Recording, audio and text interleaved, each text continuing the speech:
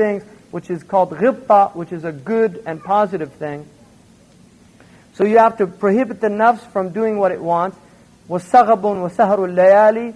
Hunger, fasting is a way of healing the heart. سَهَرُ اللَّيَالِ, doing night work. وَالصَّمْتُ, and also silence. Speaking, if there's benefit in your speech, then you speak.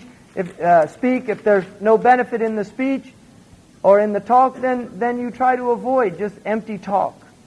وَالْفِكْرَةُ وَهُوَ خَالِ, and also reflection in times when you're alone.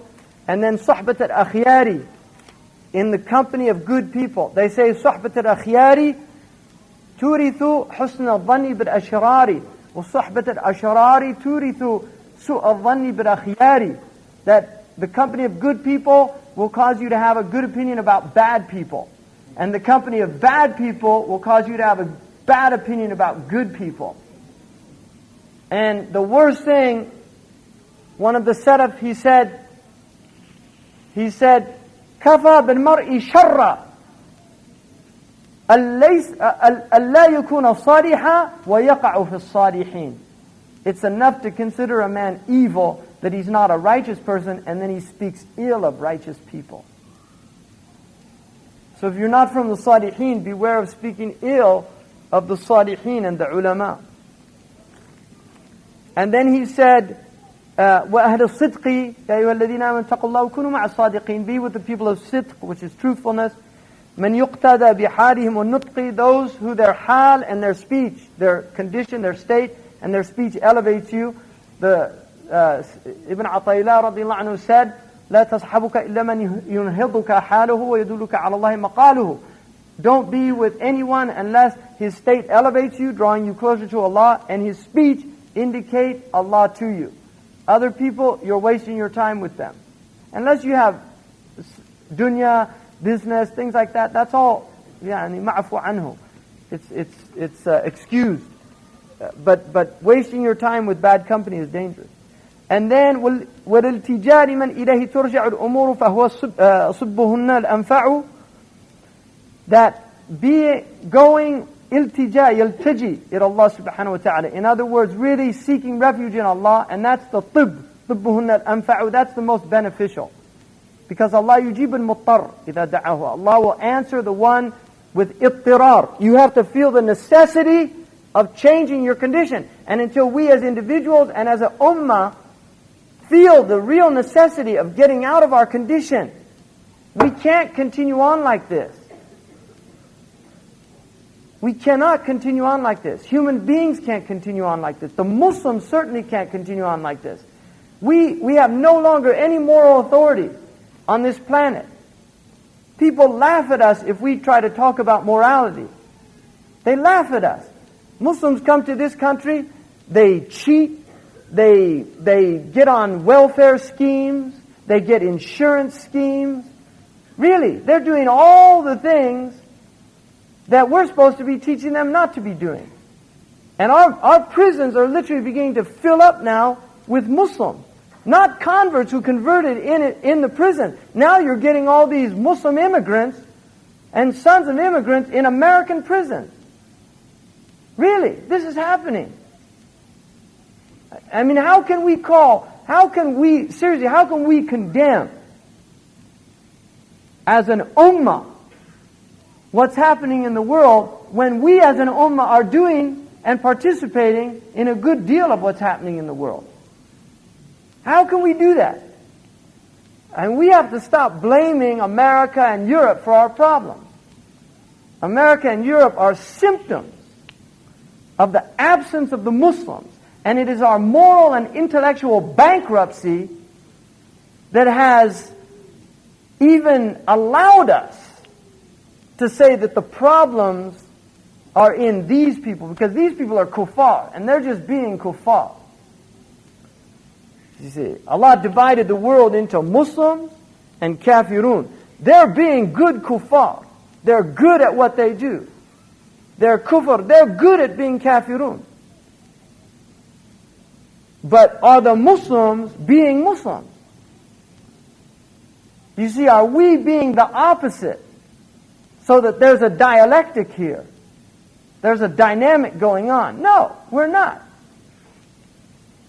And that's why we have lost our voice on this planet. We have. Muslims are not taken seriously as a moral voice. And that's disgusting. That is really a shame. And we have to change that. We have to break the cycle. This is the generation, all of you, this is the generation. You cannot go on. You have to break that cycle. Because it has to stop. He said, بِأَنْ يَكُونَ كَغَرِيقًا وَكَمَنْ ضَلَّ بِتِيهٍ لَا يَرَى الْغِيَاثَ مِنْ غَيْرِ أو مِنْ سِوَى الْمُهِمٍ الْقَدِيرِ. That he is like somebody drowning in an ocean, desperate. He's somebody lost in the middle of the desert. He's desperate, and he doesn't see any hope except from Allah subhanahu wa ta'ala. That's the state we have to be in as an ummah.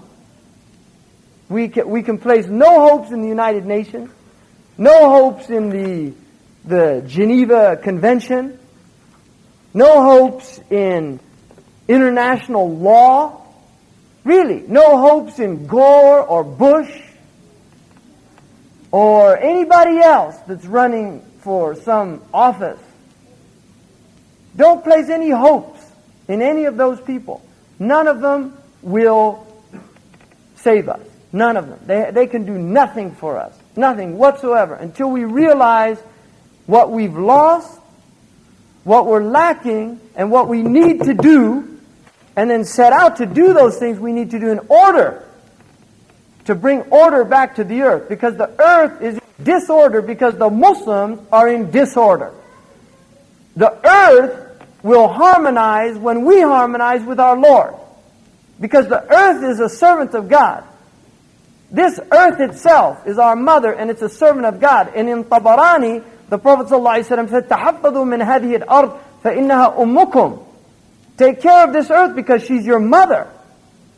وَإِنَّهَا تَشْهَدُ عَلَى مَنْ ظَلَمَهَا يَوْمَ الْقِيَامَةِ. And she will testify against those who oppressed her on the day of judgment.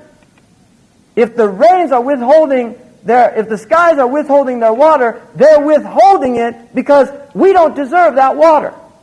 If the earth withholds its fruit, it withholds it because it doesn't want to feed us in order to strengthen us to do disobedience on it. And this is real. This is the way reality works. So we as a community have to change our hearts. We have to change our families. We have to change our households. We have to change our communities. And we have to take this teaching out to the people. How many people have actually taken this out to these people out here? These people are suffering, and many of them will become Muslim if you would simply just tell them what Islam is. They would become Muslim. This is Washington, D.C. The Muslims in this city should have a museum of Islamic contribution to civilization. There should be a museum in this city amongst the other museums. The Islamic Museum, the Museum of Islamic Civilization, where people can go, they bring their children, and they go in and they see where all this knowledge came from, where spherical trigonometry came from, who invented the first telescope, why most of the stars have Arabic names. You look in any astronomy book and start looking at the star names and you see things like Femmelhaut. When I first read that, I said, Femmelhaut. It must be a German name or something, Femmelhaut. I thought it was a German name, and I'm an etymologist. I like to look up words. So I went up, I looked up in the dictionary, it said, from the Arabic, meaning the mouth of the fish. Femmelhaut. Femmelhaut. They call it Femmelhaut. And then I looked up another, it said Beetlejuice. Beetlejuice. What is that? I thought it was like some juice that comes out of an insect.